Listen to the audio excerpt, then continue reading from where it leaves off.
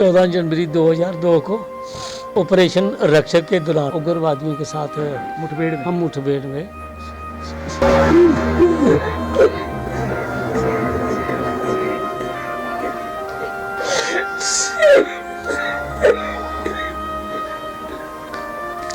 मतलब किसी ने भी नहीं हमारी सहायता की जी।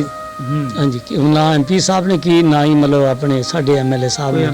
हाँ जी, किसी ने भी नहीं मतलब पूछा भी आपने भाई फुलका भी खादा कि नहीं खादा हैगा। जानी प्रशासन अगे मेरी ਇਹੋ ਦੁਆ ਹੈਗੀ ਹੈ ਵੀ ਘਰ ਸਾਡਾ ਟੁੱਟਾ ਹੈਗਾ ਹਿੰਦੂ ਬੈਂਕ ਦੇ ਵਿੱਚ ਉਹ ਪੈਸੇ ਜਿਹੜੇ ਸ਼ਹੀਦ ਮੱਖਣ ਦੇ ਉਹਦੇ ਮੈਂ ਉੱਥੇ ਪੈਸੇ ਦੀਆਂ FDਆਂ ਕਰਾਈਆਂ ਸੀਗੀਆਂ। ਇਸ ਵੇਲੇ ਮੇਰਾ 15 ਲੱਖ ਰੁਪਈਆ ਘਰ ਬਣਾਉਣ ਵਾਸਤੇ ਮੈਂ ਦਰ ਭੜਕਦਾ ਮਿਆ ਤੇ ਕੋਈ ਮੇਰੀ ਸੁਣਵਾਈ ਨਹੀਂ ਹੋ ਰਹੀ। ਕਈ ਸਰਕਾਰਾਂ ਗਈਆਂ ਪਹਿਲੇ ਉਦੋਂ ਇਕੱਠੇ ਹੋਏ ਲੋਕੀ ਜਦੋਂ ਆਇਆ ਮੇਰਾ ਬੇਟਾ ਉਸ ਤੋਂ ਬਾਅਦ ਵੀ ਕਿਸੇ MLA ਨੇ ਨਹੀਂ ਕਿਸੇ ਨੇ नहीं सुनी। ਅਸੀਂ ਜਾ नहीं सके, मैं जा नहीं सकती किधर भी, शुगर है। जय हिंद दोस्तों, आप देख रहे हैं द नेट न्यूज़। सबसे बड़ी कुर्बानी अगर कोई है तो वो है देश के लिए अपनी जान दे देना, देश के लिए शहीदी प्राप्त करना। और अगर हम बात पंजाब की करें तो पंजाब में बहुत से नौजवान जो आज भी आर्मी में जाना चाहते हैं, डिफेंस में जाना चाहते हैं। और अगर शहीदों की बात करें तो पंजाब ने झोलियां भर भर कर अपने नौजवान बेटे और अपने जो बहादुर बेटे हैं वो भेजे हैं देश पे कुर्बान होने के लिए। और कुर्बानियाँ देने के बाद कभी सरकारों को पूछा तक नहीं कि हमारे बेटे की कुर्बानी के एवज में आपने हमें दिया क्या है। द नेट न्यूज़ की कोशिश है कि हम आपको ऐसे परिवारों से मिलाएं जो आज अपने नौजवान बेटे, बाप या पति के जाने के बाद उनके क्या हालात हैं। द नेट न्यूज़ के प्रोग्राम जरा याद करो कुर्बानी में हम आपको तमाम वो हालात दिखाएंगे जो शहीद होने के बाद उनके परिवारों के ऊपर घटते हैं या फिर उनके परिवारों के क्या हालात हैं उनके जाने के बाद। इसी सिलसिले में आज हम पहुंचे हैं पठानकोट के शहीद मक्खन सिंह जी के परिवार के पास। उनके माता पिता हमारे साथ जुड़े हैं और हम आपको दिखाना चाहेंगे कि ज़िंदगी की जद्दोजहद कैसे वो लड़ रहे हैं, किस तरह से वो कुछ अपने ही पैसों के लिए मोहताज हैं। और प्रशासन सरकारों द्वारा समय समय पर शहीदों को श्रद्धांजलि देते रहते हैं और मंचों से ये ऐलान भी होता है कि हम शहीद के परिवार के साथ खड़े हैं। लेकिन क्या सच में वो खड़े हैं? क्या सच में शहीदों के परिवारों को बाद में सरकारों की तरफ से सहायता मिलती है? ये सब तमाम बातें हम आपके सामने करेंगे, लेकिन सबसे पहले हम आपको मिलवाएंगे शहीद मक्खन सिंह के पिता से। नमस्कार जी। सर, सबसे पहले ये बताइए कि बेटा आपका कितनी उम्र में और कहाँ पर शहीद हुआ था? हमारा बेटा तकरीबन 22.5 साल के करीब था जी। उम्र 22.5 साल के आसपास थी। हाँ जी। तो कुपवाड़ा साइड JNK में हाँ उग्रवादियों के साथ मुठभेड़ में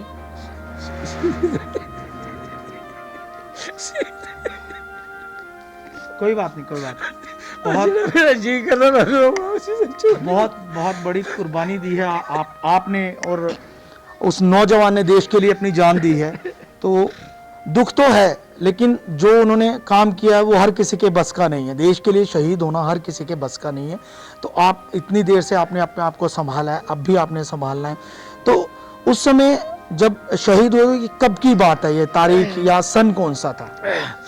14 जनवरी 2002 को 14 जनवरी 2002 को वो शहीद हुए थे। ऑपरेशन रक्षक के दौरान हुए थे। ठीक है। वो JNK कुपवाड़ा साइड में तो, जी हाँ जी। तो जब शहीद हुए थे तो सरकार की तरफ से आपको क्या, उस समय की सरकार ने आपको क्या दिया था? क्या आपको उन्होंने किस तरह की सहायता आपकी की थी? आर्मी वालों ने 9 लाख के करीब दिया जी। और जो हमारी पंजाब सरकार थी 5 लाख दिया उन्होंने प्लाट के बदले में और 2 लाख एक्स ग्रेशिया के रूप में माता पिता को दिया। तो उसके बाद कितनी देर हो गई है आज इस बात को? 2000 कब की बात बताई आपने? 14 जनवरी 2002। 14 जनवरी 2002 को शहीद हुए थे। आज 2020 है, करीब 18 साल हो गए हैं जी। तो इन 18 सालों में कोई MLA, कोई MP, कोई नेता, कोई आपके पास आया हो आपके परिवार का हाल जानने या फिर आपकी किसी तरह से सहायता करने? मतलब किसी ने भी नहीं हमारी सहायता की जी।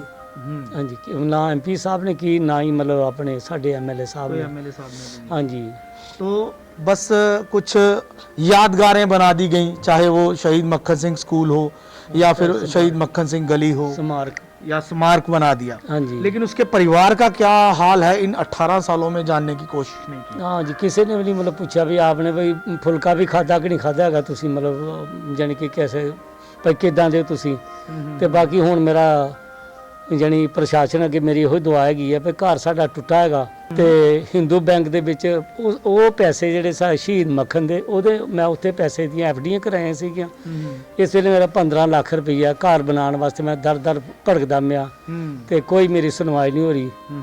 तो आपको एक चीज हम बता दें कि शहीद मक्खन सिंह जी के पिता हमारे साथ हैं इस समय और हंसराज इनका नाम है और मकान जो इनका है वो गिर चुका है और वो पुरानी खस्ता हाल में है। अभी जो वो मकान है खस्ता हाल में है और किसी भी तरह से कोई सहायता हमारी सरकार या प्रशासन या हुक्मरानों की तरफ से अभी तक कोई भी सहायता जो है वो इनको नहीं मिल पाई है। इनका कहना है कि इनके खुद के पैसे जो इन्होंने यहाँ पठानकोट के एक हिंदू कोऑपरेटिव बैंक में डाल रखे थे वो 15 लाख के करीब इनको लेने के लिए जद्दोजहद करनी पड़ रही है, क्योंकि बैंक की तरफ से यही है कि 6 महीने में कुछ 25,000 या 50,000 के आसपास की कोई रकम है वो निकालने का राइट है इनको, लेकिन उससे होगा क्या, क्योंकि एक मकान का काम चल रहा है इनके। तो संसार सिंह का यही कहना है कि कम से कम मेरे पैसे ही मुझे दे दिए जाएं जो मेरे बैंक में पड़े हुए हैं, क्योंकि सहायता तो किसी तरफ से आ नहीं रही है, कोई नेता या कोई MP या MLA कोई भी सहायता नहीं इनकी कर रहा है, लेकिन इनके हालात जो हैं वो बहुत अच्छे नहीं हैं। तो संसार सिंह जी ये बताइए कि जो बैंक में आपके पैसे पड़े हुए हैं वो लेने के लिए आपको क्या जद्दोजहद करनी पड़ी है, क्यों नहीं दे रहे हैं वो? ਬਾਜੀ ਕਹ ਰਹੇ ਭਈ RBI ਦਾ ਭਈ ਆਦੇਸ਼ ਹੈ ਵੀ ਇਸ ਨੂੰ ਮਤਲਬ ਜੇ ਬੰਦ ਹੀ ਰੱਖੋ ਤੇ RBI के ऑर्डर हैं कि हम ये पैसे अभी नहीं दे सकते। ਅਭੀ ਨਹੀਂ ਦੇ ਸਕਤੇ। तो आपका क्या कहना है प्रशासन को, आप क्या कहना चाहेंगे? ਦੇਖੋ ਪ੍ਰਸ਼ਾਸਨ ਅੱਗੇ ਅਸੀਂ ਇਹੋ ਬੇਨਤੀ ਕਰਾਂਗੇ ਵੀ ਜਿਹੜੇ ਸਾਡੇ ਪੈਸੇ ਨੂੰ ਦਿੱਤੇ ਜਾਣ ਤਾਂ ਕਿ ਸਾਡਾ ਜਿਹੜਾ ਘਰ ਹੈ ਬਣ ਜਾਵੇ। ਅਸੀਂ ਪੂਰਾ ਪਰਿਵਾਰ शहीद परिवार ਜਿਹੜਾ ਉੱਥੇ अपनी जगह ਦੇ ਉੱਪਰ ਇਸ ਵੇਲੇ ਅਸੀਂ ਕਿਰਾਏ ਦੇ ਉੱਪਰ ਰਹਿ ਰਹੇ ਹਾਂ। अच्छा, अभी आप किराए पर रह रहे हैं, जो आपका मकान है वो रहने के लायक नहीं है। नहीं लायक नहीं था, उसको मतलब तोड़वा दिया है, जार जहाल हालत में था। तो क्योंकि मैं कोई ना कोई हादसा ना हो जाए, कोई बाहर का व्यक्ति ना उसके नीचे आ जाए, क्योंकि गिरने वाला था जहाँ हम खुद ना उसके नीचे आ जाए। हाँ जी।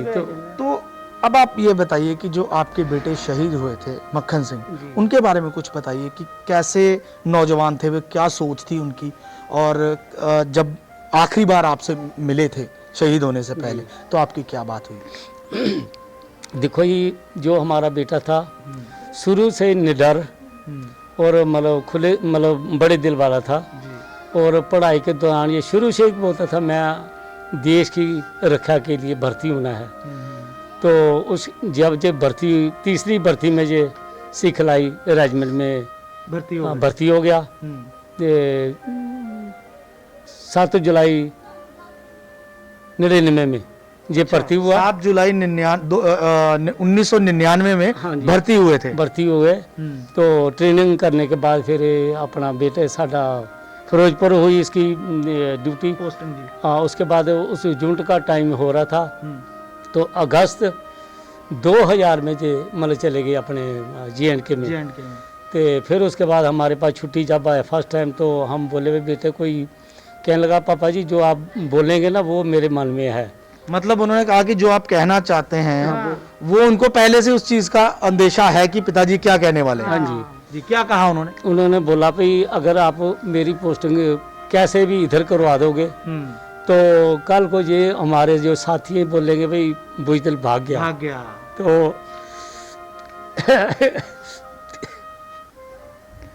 काफी बहादुर बेटा था आपका और देश के लिए अपनी उन्होंने जान दे दी। तो कहने लगा जे कुछ होना है तो बिल्लू इधर भी हो जाना ते इस वास्ते कोई डर वाली गल कोई नहीं। खान नू लान नू रहन नू सानू बहुत कुछ अच्छा मिलता है, पूरी परवरिश करते साडी, ते इस वास्ते कोई ऐसी गल नहीं। तो आपकी एक बार उनके ऑफिसर से भी बात हुई थी, आपने हमें एक बार बताया। जब उसकी बॉडी आनी थी मतलब उन्होंने संदेश भेज दिया भाई ऐसे ऐसे करके आपका बेटा बेटे ने कुर्बानी दे दी है। तो हमारा बेटा 7 दिन के 14 जनवरी को शहीद हुए, शाम 5:00 के ऊपर लिखा है। तो हम 18 तारीख को उनके ऑफिसर को मिले, उधर जाके मैं साहब ऐसे ऐसे बात आती, जो उन्होंने फ़ोन लगाया तो उनके जो अर्जुडेंट साहब थे उनसे बात हुई, कहता भी इधर मौसम बहुत ज़्यादा ख़राब है, आज नहीं तो कल आपके बेटे की बॉडी बड़े मान सम्मान के साथ आपके घर में भेजेंगे और हमारे आर्मी सिविल प्रशासन जो भी है सारे आप बेटे का मान सम्मान करके उसका संस्कार करेंगे। ठीक है। और हमें अपने बेटे की कुर्बानी के ऊपर बहुत ज़्यादा गर्व है कि ऐसे पूरे देश को उन नौजवानों पे गर्व है जो देश के लिए शहीद हुए। हाँ, हमारे जितने भी चाहे पुलिस वाला है कोई भी है जिन्होंने कुर्बानियाँ दी हैं, हम सब बच्चों के ऊपर उनके ऊपर गर्व है कि ताकि देश हमारा सुरक्षित है इनकी वजह के साथ। माता जी आप बताइए कि किस तरह से था आपका बेटा मक्खन? बहुत सुंदर जवान ही, लम्बा चमा, मेरे जैसा ही। आर्मी भर्ती आया, छुट्टी आया, 2 बार फिर चला गया। तो मौके की जो सरकारें हैं, जो प्रशासन है, क्या कहना चाहते हैं आप उनको? मौके सरकारें की पहले उदों इकट्ठे होए लोग जो आया मेरा बेटा, उस तो बाद तो किसी MLA ने नहीं, किसी ने नहीं सुनी। असं जा नहीं सके, मैं जा नहीं सकती किधरे भी, शुगर है। तो मैं फिर अंदर लम्मे पे रहना, तो उन्हें मजबूरी हूँ घर मकान टुटे का, तो उन्होंने बनाने वास्ते मैं इतना आई गए। अस किराए दे चलो 4 दिन इतने महीना कर अगे बनते फिर चले जाके उधर। बस ये मेरी भी ख्वाहिश है। माता जी जो आपके पैसे हिंदू कोऑपरेटिव बैंक में फंसे हुए हैं, उसके बारे में आपको क्या कहना है? असें ये कहना भी सानू पैसे दिते जाए, अस मकान बनाइए, कोई लैंटर लूंटर पवाइए, इ'यां बाद पैसे 10,000 कन्नै थोड़ा मकान बनते हैं, उत्थे लक्खां लगते हैं। तो कोई दिया नहीं पैसे बैंक वाले है, तो असीं हुण बह रहे हैं कोई किधरे मिलते हैं, असीं लैंटर पवाइए, भाई मिस्त्रियों दी लाइए, तो कोई सुनता नहीं ना। हुण असें बैंक वाले ने कोले थोड़े पैना, वो कहते जद निकलणगे उद मिलणगे। ते लोग इस वास्ते जमा करांदे ने, साढ़े कल दी मकान मेरे बच्चे दे पैसे मिले, असीं जमा कराए ते असीं खर्चे नहीं, ते कल दी मकान असीं बनाना जिथे रहना, ते जे वो पैसे नहीं देने असीं मकान कहदे ते बनाना। आपसे मेरा आखिरी सवाल यही है अब कि जितने भी लोग शहीद हुए हैं, हमारे नौजवान शहीद हुए हैं, आप सरकार को क्या कहना चाहते हैं कि किस तरह से उनके परिवारों की जो देखरेख होनी चाहिए? क्योंकि 18 साल में आपसे तो कोई मिलने नहीं आया, लेकिन फिर भी अगर आपसे पूछा जाए, क्योंकि 18 साल आपने निकाले हैं और आगे भी आपने समय निकालना है, आप अपना मकान बनाने के लिए आज मोहताज, अपने पैसों के लिए मोहताज है, सहायता तो दूर की बात है, फिर भी आप क्या कहना चाहेंगे सरकारों को कि किस तरह से उनको शहीद परिवारों की सहायता करनी चाहिए? देखो सरकार अगे असीं वो बेनती करना चाहते हैं भी जेकर कोई भी मतलब शहीद पर ਜਿਹੜਾ भी हैगा उसदे कोल आके ਉਹਦੀ मतलब जो भी है मतलब तंगी तरुस्ती मतलब ਉਹਨੂੰ ਪੁੱਛਣੀ ਚਾਹੀਦੀ ਹੈ ਤੇ ਤਾਂ ਕਿ ਜੇਕਰ ਜਿਸ ਤਰ੍ਹਾਂ ਵੀ ਹੈ ਉਹ ਉਹਦੀ ਮੁਸ਼ਕਲ ਹੱਲ ਕਰਵਾਉਣੀ ਚਾਹੀਦੀ ਹੈ ਤਾਂ ਕਿ ਉਹਨੂੰ ਮਾਣ ਹੋਵੇ ਸਾਡੀ ਜਿਹੜੀ ਸਰਕਾਰਾਂ ਸਾਡੇ ਬੇਟੇ ਦੀ ਕੁਰਬਾਨੀ ਦੇ ਉੱਤੇ ਸਾਨੂੰ ਕਿਸੇ ਗੱਲੋਂ ਵੀ ਆਂਚ ਨਹੀਂ ਉਹਨਾਂ ਨੇ ਆਣ ਦਿੱਤੀ। एक बार मैं लगे इस तरह हथ जोड़ने जी, भाई मेरे बच्चे का कोई गेट छेड़ के बनाओ, मेरे बच्चे की कोई चीज़ बना। एक बार कहना ठीक है, वो एक बार हथ जोड़ता 1000 बार जोड़ने, कोई असर गै नहीं है। आप MLA की बात कर रही हैं? हाँ, ये जेडे हुण बने दे न हथ जोड़ने, जो वोट लेना ना माता जी इधर के दिखियो, मैं कोई नहीं इधर के दिखिए, जो दिखी लैंदे बाद च आखदे जा माता जिधर मर्जी जा, असें लैना इत्थों आनियै जाई अस थक्की गए हैं। उन्हें नहीं सुनना, गली च इन्ना गंद है पे, पानी रुकी गया गेदियां नालियां, अस इधर आई गेदे हां, कहंदे इन्ना गंद मुश्क आंदी पे, कोई सुनदा गै नहीं उत्थे जाओ तां कोई नहीं सुनदा, तां हारियै हुण फिर चुप करियै बेही रैह्ने। मैं कोई नहीं आपे कोई तो सुनूंगा ना, ये चक्कर जी। और कोई तो ये माता पिता हैं शहीद मक्खन सिंह जी के, जिन्होंने 3 साल के बाद ही अपनी ड्यूटी में उन्होंने शहादत प्राप्त की। और जैसे कि इन्होंने बताया कि शुरू से ही वो चाहते थे कि आर्मी में जाएं और तीसरी भर्ती में वो भर्ती भी हो जाते हैं और 1999 को भर्ती होते हैं और 2002 में वो शहीद हो जाते हैं। तो कैसा जज्बा रहा होगा उस नौजवान का, ये आप सोचिए, और कितनी बड़ी कुर्बानी देश के लिए की। लेकिन जो देश के हुक्मरान हैं, समय की सरकारें हैं, वो किसी ना किसी तरह इनकी कुर्बानी को आज अनदेखा कर रहे हैं, क्योंकि उनके माता पिता शहीद मक्खन जी के माता पिता जो हैं वो अपने ही पैसों के लिए दरबदर हो रहे हैं। और 18 सालों में सरकारों की तरफ से भी कोई उनको सहायता जो है वो अभी तक नहीं मिली है। और उनका कहना है कि जितने भी शहीद नौजवान हैं, चाहे वो पुलिस के हैं या किसी भी डिपार्टमेंट के शहीद हैं जिन्होंने देश के लिए अपनी कुर्बानी दी है, उनके परिवारों की समय समय पर सहायता होनी चाहिए, देखरेख होनी चाहिए। तो द नेट न्यूज़ की ये कोशिश रहेगी कि जितने भी जहाँ तक हम जा सकते हैं, जो शहीद हुए हैं देश के लिए, जिन्होंने कुर्बानियाँ दी हैं, उनके परिवारों के क्या हालात हैं वो आपको दिखाए जाएं, बताए जाएं। हमारे प्रोग्राम जरा याद करो कुर्बानी में। कैमरामैन मुनीश के साथ संजीव मंगोत्रा, पठानकोट।